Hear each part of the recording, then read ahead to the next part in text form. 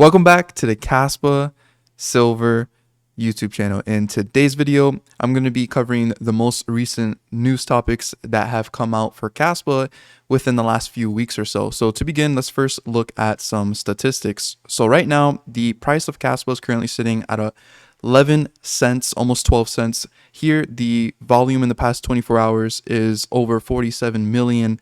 The market cap right now is currently sitting at $2.7 billion, which that puts us at a ranking of number 39 within the entire crypto space in terms of market cap. The current supply of Kaspa is currently sitting at 23.62 billion, and that is equivalent to about 82.31% mined. The current hash rate for Kaspa is currently sitting at 236 petahash, with the highest hash rate being 261 petahashes.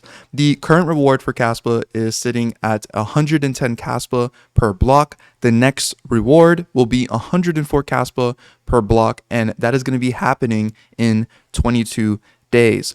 Currently, the amount of active addresses has been a little bit on the rise here, but you can see that it's currently sitting at 344,845 addresses. So if we head over to the top addresses, there's not too much going on here, kind of just the same kind of things with exchanges holding most of the supply.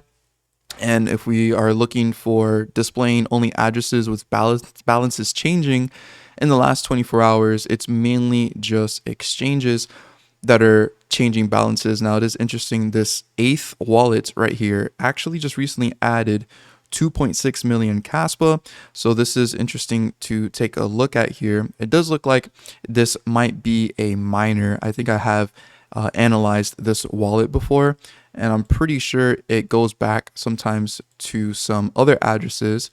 Let's see here. Oh, it looks like they're all coming from gate.io. So not sure what this address could be. It's all coming from gate.io. I could suspect that if this is happening, this could just be another exchange address, because the same thing is happening with the third wallet address here, where every single received Kaspa comes from KuCoin, and I'm pretty sure this is just another KuCoin wallet. So that address that is sitting at number 8 could just be another gate.io wallet, especially because we see here that gate.io has recently have almost close to 1 billion Kaspa. So I wouldn't be surprised if they just created a separate wallet so that they're not keeping just a straight up 1 billion supply of Kaspa in one wallet. But yeah, exchanges have most of the supplies, and this is why it's extremely important for you to get your Kaspa off exchanges, because these exchanges are the people who actually control your coins when you leave your Kaspa with them. So moving on here, if we take a look at the Rust migration, by going to the homepage of Kasplex, you can see that currently the percentages of blocks that are being mined by Rust, which is the new coding language for Kaspa, is currently sitting at 14.80%. The rest is at 85%. Now, this was recently at 29%. If we go to the chart here, you could see that recently the Go nodes just randomly had a spike, while the Rust nodes had a decline recently. And this is because the Kaspa pool for mining just recently had a denial of service attack. And last I checked, it looks like this is not working still. Let me see here if I go to my payouts for this. Okay, it looks like it might be back online. I have to test this out again.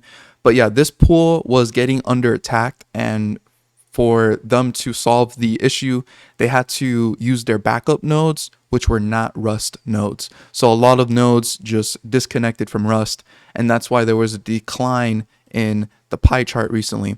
I was using my KA box miner to mine on Kaspa pool when this happened, and I recently just switched it over to Hero miners, and that has been a better solution for me to continue mining Kaspa. I don't really want to be on a pool that may shut down, and for some reason it's not paying me out this Kaspa here. I think it's because I have to mine to it for it to do the payout. So I might have to try to mine to this and then do a payout. But I am going to be making a review video of the KA box, which does a hash rate of about 1.18 terahashes and is getting me about 50 Kaspa a day. So I'm going to be doing a review video about that very, very soon.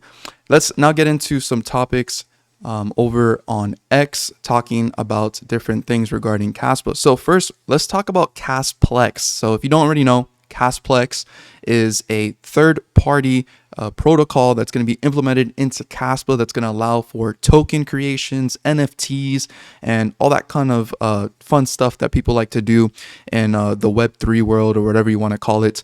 But they have recently released a roadmap, and we're currently in May. And it does say here that in May, there's going to be a closed beta for Casplex, and then they're going to also publish the white paper. It looks like develop the Casplex community, and then have an open source indexer. And then in June is going to be the official release of Casplex. So this is going to be KRC 721 protocol by KRC20 tokens, KRC 721 with Cas.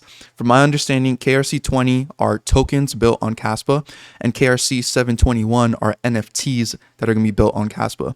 And then these are other proposals that's all going to be in June.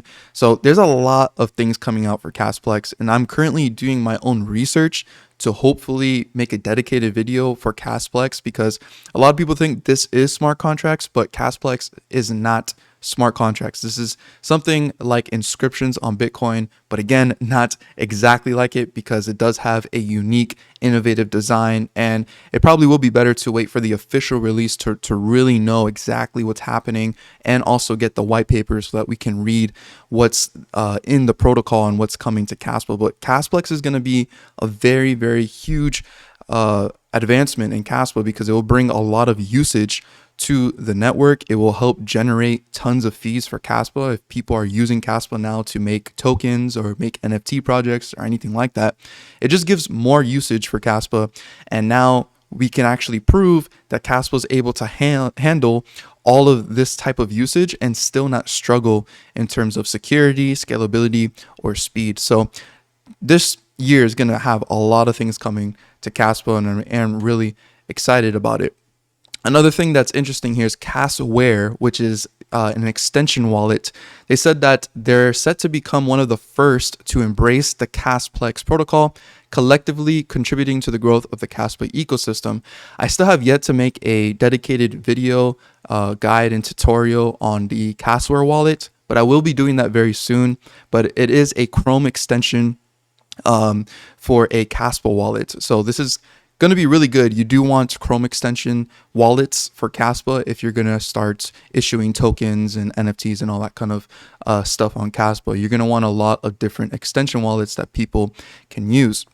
Another thing that just recently happened today, as of recording this video, was a Caspa AMA with Csplex, and they actually had people ask a lot of questions and gave people a lot of answers. And this user here did a short summary of the AMA. I was not able to attend it and listen in, but he says here that these are the 5 things that recently happened in this AMA. So he says deploying a KRC20 token has a set, not final fee of 1,000 Caspa. So that means if you're gonna create a token, you're gonna have to pay a fee of 1,000 Caspa, which I'm pretty sure 1,000 Caspa right now is getting upwards close to over a little bit $100. And then closed beta testing can be applied to on Discord, and there's going to be a link to follow so that you can actually be a part of the beta testing that's going to be coming out for this. A white paper is going to be coming out in 1 to 2 weeks for Casplex. Public beta testing is going to be beginning of June. And then number 5 was the Rust announcement. And that does get us into a topic that we're going to be discussing very soon here. But let's just finish up with other Casplex things. So this is the CEO of CoinPal, which is also CoinPal is one of the backers to the Caspa Foundation.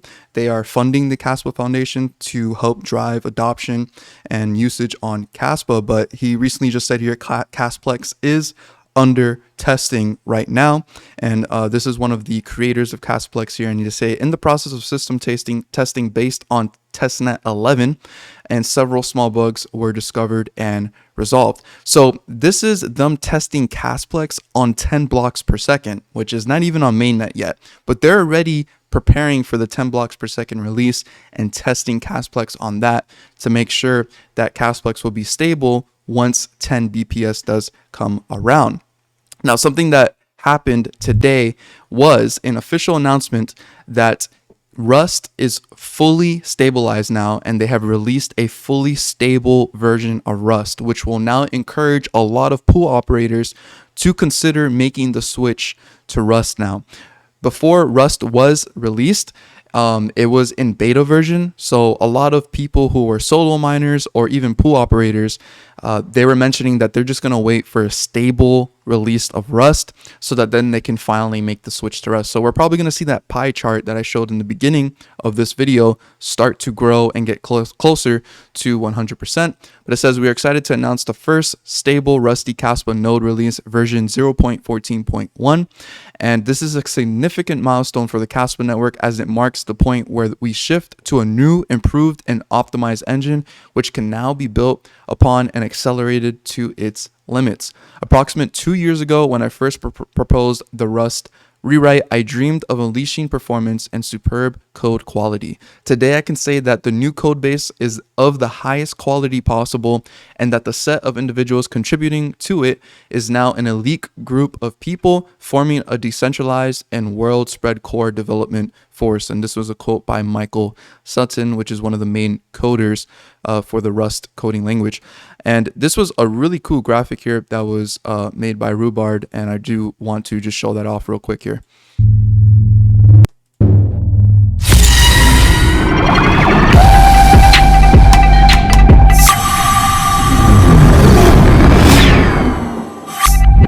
So there you go. Yeah, 10 blocks per second is very, very near now. And I am expecting, like I've said in the past, it to probably be the end of this year to finally see a stable 10 blocks per second Kaspa on mainnet. But just be patient. Just be sure that things are getting done, and patience is going to be paid off, I believe, as they continue to develop things for Kaspa. So moving on here, the prelude has begun, and this is another post by Kaspa Currency saying Golang Kaspad version 0.12.17 is out now. This version includes several wallet changes for adapting transaction composition logic to the dust patch and to Kip9, preparing for the hash rate migrating to Rust nodes, which implement Kip9 on the mempool level. If you use the Kaspa wallet client tools for personal use or as a service provider, it is recommended to switch to this version, which adapts to the various mempool rules. So this is just more updates to prepare for the full transition to Rust, because the old coding language is going to be completely abandoned and no longer worked on as Kaspa moves forward to finally just become way more efficient here. Another thing that happened this past week was Uphold recently did a webinar with Jonathan, which is the founder of Kaspa. If you want to check out this webinar, the link will be down below in the description. But this was a very, very cool webinar to tune into and hear Jonathan's thoughts on Kaspa. He spoke a little bit about smart contracts, and I may make a dedicated video kind of summarizing this webinar to break down exactly what was discussed in it. This is another post that came out from Kaspa Currency saying the community continues to be inspired, introducing a new Kaspa book by Mickey Mailer, I believe, and this book takes readers through the challenges, visions, and innovations of advancing block DAG technology, as well as an in-depth interview with #, which is Jonathan, the founder of Kaspa. And this is on Amazon, and you can go ahead and pick up this book. So I did recently purchase this book, and I think it was about $20 or so, and I am very looking forward to reading it because it has a interview with Jonathan in there. So just more insights of how Jonathan thinks and what he thinks about Kaspa in its current state, and possibly give some more clues of the future outlook of Kaspa to see what's in the works in terms of development. Also, from the Israel meetup, they finally translated the discussion that Shai had at that meetup on YouTube, so you can now go ahead and check out part 2 of 4 videos of this Israel meetup. The first one was with Michael Sutton.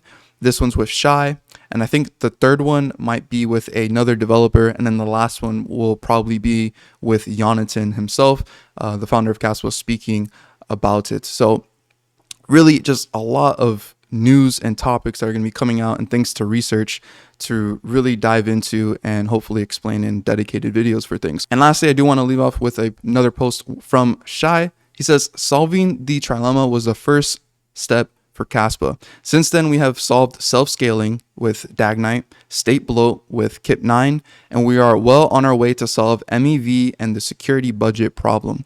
Just because Kaspa is already the best layer 1 doesn't mean there aren't huge things in the future.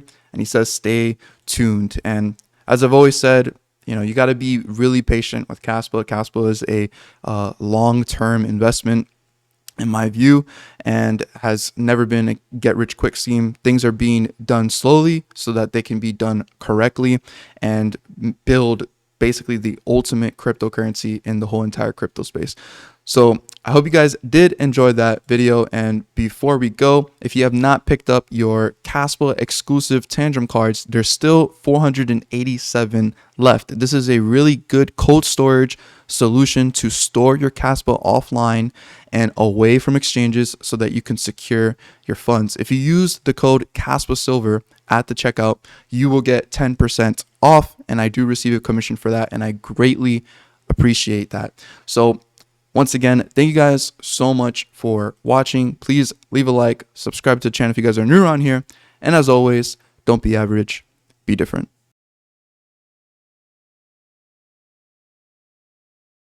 Our market cap is currently sitting at 2 point. Dang it!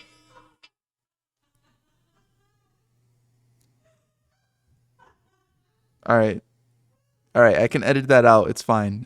I'm gonna keep going now. I'm gonna keep going now, so please quiet.